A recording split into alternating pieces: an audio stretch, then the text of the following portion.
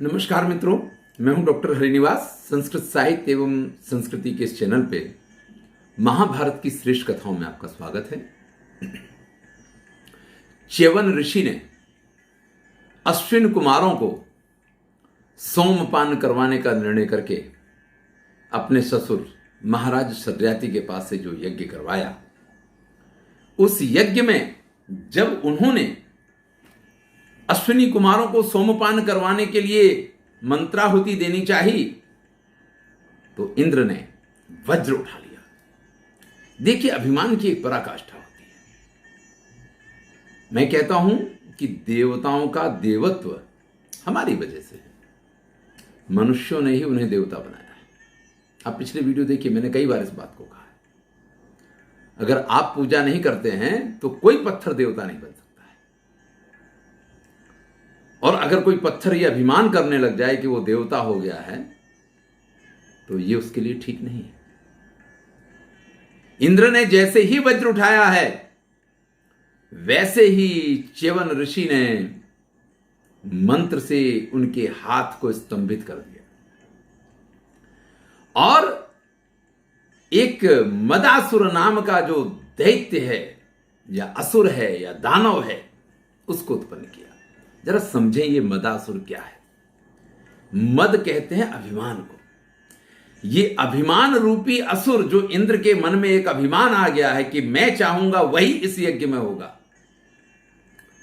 उनके उस अभिमान रूपी राक्षस को उन्होंने और जागृत कर दिया कि ठीक है, तुमसे बने वो कर लो। और फिर उनकी बिल्कुल ही अवहेलना करते हुए अश्विनी कुमारों को सोम रस का पान करवाने के लिए पुनः मंत्रों का उच्चारण करते हैं। स्थिति देखिए, यहां पे च्यवन ऋषि को कुछ नहीं करना है, लेकिन इंद्र का जो अपना अभिमान है, अगर वो उसी अभिमान में रहता है तो परिणाम ये आएगा कि इंद्रत्व को गुमा देगा। क्योंकि ये ऋषि ही हैं जो उनको इंद्र के रूप में आहुति दे रहे हैं। और अगर वो अभिमान में आ जाता है तो अपने अभिमान से ही वो अपनी शक्तियों को नष्ट कर देगा। ऋषि कुछ नहीं कर रहे हैं, ऋषि ने तो उनके अभिमान को सिर्फ जागृत किया है। कई बार लोगों के साथ, बड़े बड़े लोगों के साथ ऐसी घटनाएं हो जाती हैं।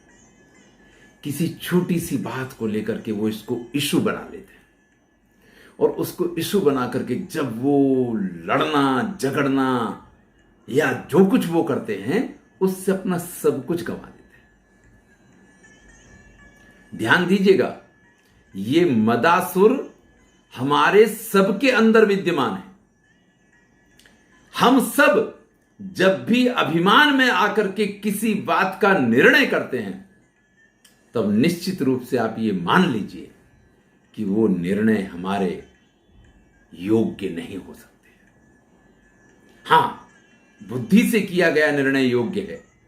मद में आकर के, अभिमान में आकर के इंद्र जब स्वयं इस स्थिति को प्राप्त हो गया कि उसका इंद्रत्व नष्ट हो जाएगा, उसका सब कुछ नष्ट हो जाएगा, वो स्वयं ही नष्ट हो जाएगा, तब वो च्यवन ऋषि की क्षमा मांगता है। ध्यान दीजिएगा, अगर आप अभिमान कर रहे हैं तो जिसके सामने अपने अभिमान किया है उससे माफी मांग लेना ही एकमात्र उस अभिमान का शमन है।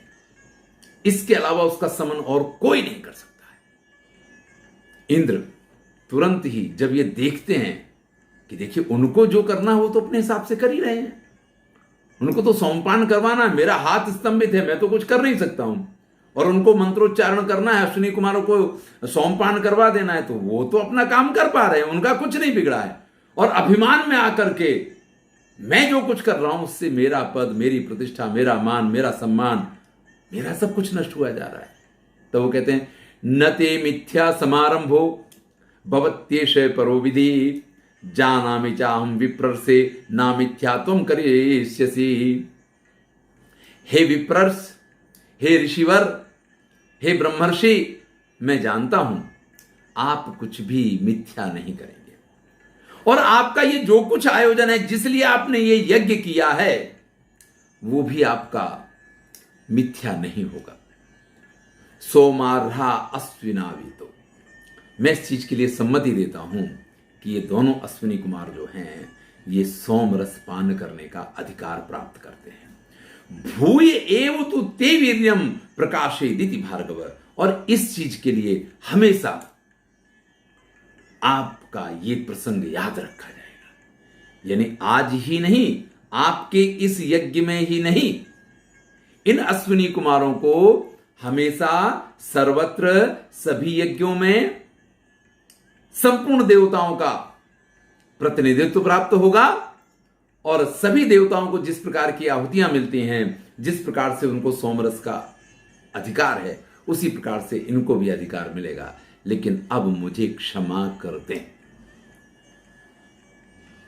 मदासुर से बचने का ये एकमात्र उपाय था। अपने अभिमान रूपी राक्षस से बचने का एकमात्र यही उपाय होता है कि जिसके प्रति आपके मन में अभिमान की भावना आ गई है, शांति से विचार कीजिए। आप इस अभिमान में आकर अपने ही पैर पे कुल्हाड़ी मार रहे हैं, तो बचिए, जागृत हो जाइए। हो सकता है कि आप उस व्यक्ति का कुछ नहीं बिगाड़ पा रहे हैं, क्योंकि उसका कुछ बिगड़ने जैसा था ही नहीं। तब उस मद को, मदम चा व्यवजत राजन पाने स्त्रीसु च वीर्यवान अक्षेसु मृगयायाम चा पूर्व सृष्टम पुनः पुनः। च्यवन ऋषि महात्मा है, और महात्मा का तो स्वभाव यही होता है, ना काहू से दोस्ती ना काहू से बैर। यही तो संत लोगों की निशानी होती है। इंद्र से कोई शत्रुता नहीं है, लेकिन इंद्र अगर गलत कार्य कर रहे हैं तो उनको रोका जाएगा। आज इंद्र ने जैसे क्षमा मांगी है, उन्होंने इंद्र को क्षमा कर दिया है, और वो जो मद है, वो जो अभिमान है, उसको 4 जगह पे विभाजित कर दिया है। पाने, जब आदमी पी लेता है तो फिर उसको बड़ा मस्त नशा होता है, वही समझता है कि मुझसे बड़ा इस दुनिया में कोई नहीं है। यानी पीने के बाद जो अभिमान आता है, एक वो हो गया। स्त्रीशु, स्त्रियों में भी बड़ा ही ये भावना होती है कि नहीं, ये मेरा, और मैंने ये कहा तो ये ऐसे होना चाहिए। या दूसरी तरीके से भी आप इस चीज को समझ सकते हैं कि अगर आपके साथ में स्त्री होती है तो आपके मन में एक अभिमान आ जाता है कि नहीं, मुझे तो उसके सामने कोई मेरा उल्टा सीधा कुछ बोल ना जाए, कोई कर ना जाए। उस समय व्यक्ति बड़े अभिमान में होता है।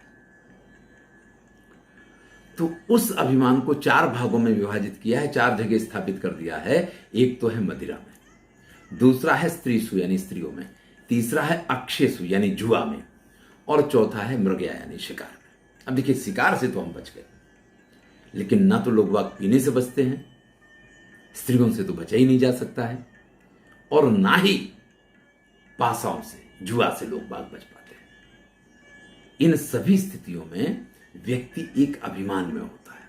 देखिएगा, आप पूरे युधिष्ठिर ने जो खेल खेला है उसमें क्या हुआ, आहू तो न निवर्ते हम इतिमे व्रतमाहितम। अगर कोई मुझे ललकारेगा तो फिर मैं पीछे नहीं हट सकता हूं। अरे भैया, पीछे हटने में क्या बुराई है? हमें नहीं खेलना जुआ, हम मना कर सकते हैं नहीं। अरे यार, वो क्या खेलेगा, उसमें तो पुरुषत्व ही नहीं। आदमी बैठ जाएगा तुरंत, आ जाओ आ जाओ आ जाओ, देखते हैं कि किसमें है। तो ये जो ललकारने के टाइम पे जुए में जो ये अभिमान जागृत होता है ना, ये वही अभिमान है। इसमें व्यक्ति अपना सब कुछ गंवा देता है, अपना सब कुछ खो बैठता है। इसी प्रकार से स्त्रियों की उपस्थिति में भी व्यक्ति बड़ा जमीन से ऊंचा ऊंचा चलने की कोशिश करता है। आप देखिए, ऐसा स्त्रियों के साथ भी होता है कि कहीं पुरुष लोग बैठे हो तो उनकी चाल बदल जाएगी, और पुरुषों के साथ भी ऐसा होता है कि अगर स्त्रियां देख रही हैं तो वो कुछ अलग ही प्रकार के हो जाते हैं। फिर उनकी चाल ढाल, उनके करने के काम, वो सब बड़े ही उत्साह से भर जाएंगे। उत्साह से नहीं, वो अभिमान होता है कि मैं इनको बता दूं कि आई एम समथिंग स्पेशल, मैं कुछ श्रेष्ठ हूं। और कई बार ऐसा होता है कि व्यक्ति अपनी श्रेष्ठता वहां स्थापित भी कर पाता है, और कई बार ऐसा होता है कि उस श्रेष्ठता के चक्कर में अपना सब कुछ गंवा देता है। तो ये 4 जगह उस मद का विभाजन किया है। जीवन में याद रखिएगा, अभिमान से बचना प्रत्येक व्यक्ति के लिए जरूरी है। भगवान ने किसी का अभिमान नहीं रखा है। आज अभिमान की बात चल रही है तो एक कथा आपको सुनाता हूं। जब जब जहां जहां जिसने अभिमान किया, भगवान ने सबके अभिमान का खंडन किया। सत्यभामा को अभिमान हुआ, रुक्मिणी को अभिमान हुआ, गरुण को अभिमान हुआ। आप इनकी सबकी कथाएं, अगर किसी ने अभिमान नहीं किया अपने जीवन में तो वो सिर्फ हनुमान है। वो एक ऐसे भक्त हैं जो खुद को हमेशा राम का दास मानते हैं और जो कभी अभिमान नहीं करते। इसीलिए हनुमान जी को सर्वश्रेष्ठ देवत्व का स्थान आज प्राप्त है। आप देख लीजिए, शिव और हनुमान, इनके ही मंदिर सर्वाधिक पाए जाएंगे। बाकी सबके मन में किसी ना किसी रूप से अभिमान आ गया। अनुसूया वाली कथा तो आपने सुनी होगी कि ब्रह्मा, विष्णु और महेश, इनकी पत्नियों के मन में यह आ गया कि सब श्रेष्ठ तो हम ही हैं, सबसे श्रेष्ठ सती हम ही हैं। तब उनसे पूछा गया तो नारद मुनि ने कह दिया कि आपके मन में गलत अभिमान है कि आप सबसे बड़ी सती हैं।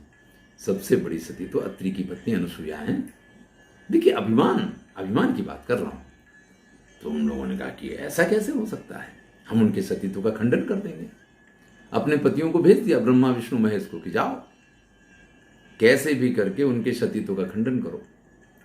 अब ये तीनों गए, अनुसूया के पास जाते हैं, लेकिन उनको तो कोई रास्ता दिखाई नहीं देता है, क्योंकि वो कोई ऐसी स्त्री तो है नहीं जो कोई भी आए और उसके साथ में।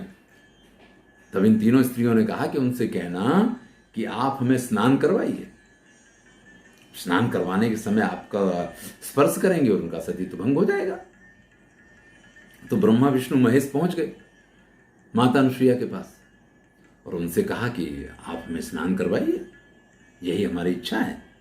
तो माता अनुसूया ने अपने हाथ में जल लिया और जल को अभिमंत्रित करके तीनों के ऊपर छींटे मारे और तीनों बिल्कुल छोटे छोटे बालक बन गए।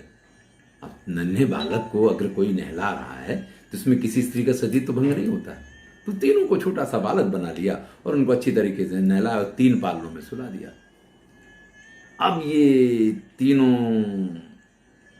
देवियां राह देख रही हैं कि हमारे पति वापस क्यों नहीं आए। पता तो था कहां भेजा गया है। पहुंच जाती हैं, वहां जाकर के देखती हैं तो तीनों झूले झूल रहे हैं। तीनों को झूले में डाल रखा है, तीनों को पालना झुला रही है माता अनुसूया। तब जाकर के अपने पतियों को प्राप्त करने के लिए क्षमा याचना करनी पड़ी। तो समझ लीजिए कि अभिमान तो किसी का नहीं रहा है संसार में। जब भी कोई व्यक्ति अभिमान करता है तो अपना ही कुछ वो गंवाता है, सामने वाले का कुछ नहीं उसमें बिगड़ता है। तो ये च्यवन ऋषि ने इस अभिमान को 4 भागों में विभाजित किया है। इंद्र ने इस चीज की सम्मति दी है। आज से अश्विनी कुमारों को सोमपान का अधिकार मिला है। इंद्र ने इस सत्ता का स्वीकार किया है। यज्ञ पूर्ण हुआ।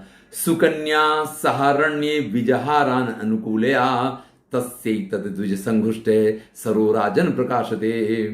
लोमस ऋषि कहते हैं उसके बाद उन महर्षि च्यवन ने अपनी अनुकूल पत्नी सुकन्या के साथ यहीं आनंद और प्रमोद किया है। जैसी उनकी इच्छा थी उस प्रकार से यहां पे उन्होंने विहार किया है। और ये वो सरोवर है। इस सरोवर में अगर आप स्नान करेंगे तो आपको वो सारे पुण्य प्राप्त होंगे जो यहाँ पे जिसने यज्ञ किए हैं उस यज्ञ से जो पुण्य प्राप्त होते हैं। इसके बाद वहाँ से सैंधव वन में होते हुए आर्चिक पर्वत पे ये लोग पहुँचे हैं। आर्चिक पर्वत से बहने वाली प्रस्रवण जो नदियाँ हैं उन नदियों का वर्णन यहाँ पे किया गया है। और वहाँ पे लोमस ऋषि कहते हैं कि इसी आर्चिक पर्वत के पास से जो प्रस्रवण